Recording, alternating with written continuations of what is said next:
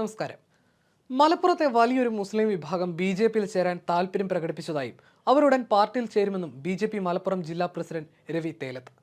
ഒരു മേഖലയിലെ ഒന്നടങ്കം മുസ്ലിങ്ങളും ക്രിസ്ത്യൻ വിഭാഗവും ഇത്തരത്തിൽ താൽപര്യം പ്രകടിപ്പിച്ചിട്ടുണ്ടെന്നും രവി തേലത്ത് പറഞ്ഞു. പ്രധാനമന്ത്രിയുടെ പിറന്നാൾ ദിനത്തിൽ ബി.ജെ.പി ജില്ലാ കമ്മിറ്റി ഓഫീസിൽ നടന്ന ആഘോഷം രവി തേലത്ത് കേക്ക് മുറിച്ച് ഉദ്ഘാടനം ചെയ്തു.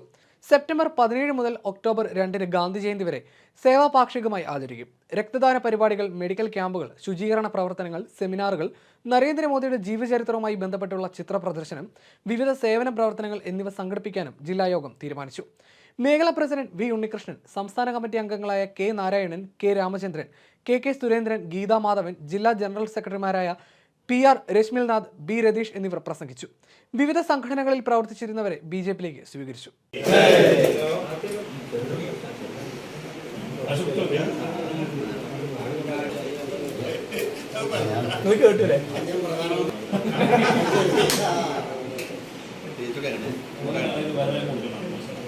ഒരു മഹിളാ നേതാവ് അടുത്ത ദിവസം തന്നെ ബി.ജെ.പി ചെയ്തു. അതുപോലെ തന്നെ മുസ്ലിം കമ്മ്യൂണിറ്റിയിൽ നിന്ന് തന്നെ CPI പ്രവർത്തിക്കുന്ന ആളുകൾ ഒരു മേഖല ഒന്നടങ്കം ബി.ജെ.പി ചേരാൻ വേണ്ടി അവർ അറിയിച്ചിട്ടുണ്ട്. ക്രിസ്ത്യൻ കമ്മ്യൂണിറ്റി ഒരു പ്രദേശം മൊത്തം ബി.ജെ.പിയിൽ ചേരാൻ വേണ്ടി അവർ തയ്യാറായിട്ട് നിൽക്കുകയാണ്. ചിലത് ആ സ്ഥലത്ത് വെച്ചും ചില ആളുകൾ ഇങ്ങോട്ടൊക്കെ ചേരാനുണ്ട്. അപ്പൊ നമ്മളുടെ വിവിധ നേതാക്കന്മാരുടെ മണ്ഡലങ്ങളിലൊക്കെയുള്ള യാത്രാ സമയത്തും അതേപോലെ തന്നെ ഞാൻ ഉൾപ്പെടെയുള്ള 4 നേതാക്കന്മാർ നമ്മുടെ മണ്ഡലത്തിൽ അടുത്ത മീറ്റിംഗിൽ വിശദീകരിക്കും, ഡിവൈഡ് ചെയ്തെടുത്തിട്ടുണ്ട്. CPIയുടെ വിദ്യാർത്ഥി സംഘടനയുടെ അത്തരം രാഷ്ട്രീയ പാരമ്പര്യം കൂടിയുണ്ട്. അതുകൊണ്ട് തന്നെ മലപ്പുറം ജില്ലയിലെ ഒരു ശക്തയായ മഹിളാ നേതാവായിട്ട് മാറാൻ കൂടി അവർക്ക് സാധിക്കട്ടെ എന്ന് ആത്മാർത്ഥമായി നമ്മൾ ആഗ്രഹിക്കുകയാണ്. അവരെ നിങ്ങൾക്ക് എല്ലാവർക്കും വേണ്ടി സ്വാഗതം ചെയ്യുന്നു. അഡ്വക്കേറ്റ് ആമിന. ഭാരത് മാതാ കി ജയ്.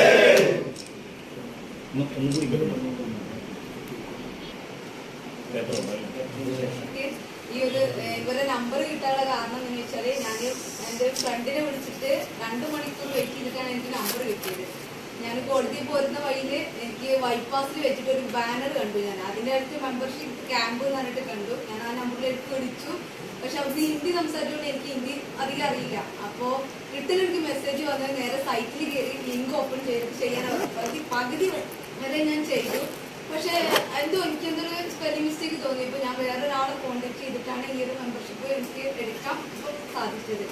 പിന്നെ എന്ന് വെച്ചാൽ മുന്നത്തെ പാർട്ടിയിൽ ഞാൻ ഒരുപാട് പ്രവർത്തിച്ച വ്യക്തിയാണ്. പക്ഷെ ഞാനൊരു സാഹചര്യത്തിൽ ഒരു സിറ്റുവേഷനിൽ ഞാൻ ആവശ്യപ്പെട്ട സമയത്ത് എനിക്കൊരു സംഭവം, അതായത് ചെറിയ ഹെൽപ്പ്, ഒരു ഫോൺ കോൾ ചെയ്യാൻ പറ്റാത്തൊരു സിറ്റുവേഷൻ വന്നു. അതായത് എന്താ വെച്ചാൽ അവരോട് ഞാൻ ഒരു ഹെൽപ്പ് ചോദിച്ചപ്പോൾ അവർക്ക് അത് ചെയ്യാൻ പറ്റുമെന്നുള്ളൂ. അങ്ങനത്തെ പാർട്ടിയിൽ നമ്മൾ ഒരിക്കലും നിന്നിട്ട് കാര്യമില്ല എന്ന് എനിക്ക് തോന്നിയ കാരണം കൊണ്ടാണ് ഞാൻ ഇതിലേക്ക് ഒരു പുതിയ മെമ്പർഷിപ്പ് എടുക്കാൻ കാരണം. എൻ്റെ ഫാമിലി CPM കുടുംബമാണ്. ഞാൻ അതിൽ നിന്ന് CPIയിലേക്ക് മാറിയിട്ട് ഏരിയ സെക്രട്ടറി ആയിട്ട് വർക്ക് ചെയ്തുകൊണ്ടിരിക്കുന്നു.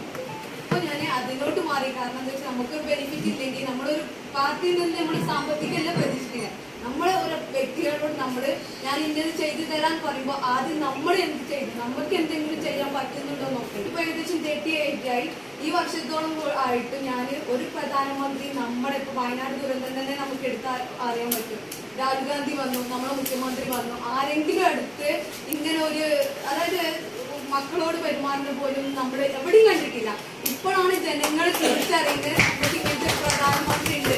ഞാൻ ഫേസ്ബുക്കിൽ ഓരോ കമന്റും വായിക്കുമ്പോൾ ഒരാളും ബാഡ് കമന്റ് എഴുതിയ ആൾക്കാരെ ഞാൻ കണ്ടിട്ടില്ല. കാരണം എന്താ വെച്ചാല് അയാൾ ചെയ്യുന്നത് കുഞ്ഞായിക്കോട്ടെ വലിയ ആൾക്കാരായിക്കോട്ടെ അയാൾ ആ ഒരു രീതിക്കാണ് ചെയ്തിട്ടുള്ളത്. ഇപ്പൊ രാഹുൽ ഗാന്ധി വന്ന സമയത്ത് തന്നെ നമുക്ക് എടുത്ത് പറയാം, അതിലോട്ട് പോകണമെന്നുണ്ടെങ്കിൽ വണ്ടിയില് അവർക്ക് പോകാൻ ഒരു ഇതുള്ളൂ, അവർക്ക് നടക്കാൻ ഒന്നും വയ്യാത്തൊരു സിറ്റുവേഷനാണ്. അപ്പൊ നമ്മൾക്ക് അത്രയും നല്ലൊരു രീതിക്ക് ഒരു പ്രധാനമന്ത്രിനെ കിട്ടിയതന്നെ നമ്മുടെ ഭാഗ്യം പറയാം. കാരണം എന്താ വെച്ചാൽ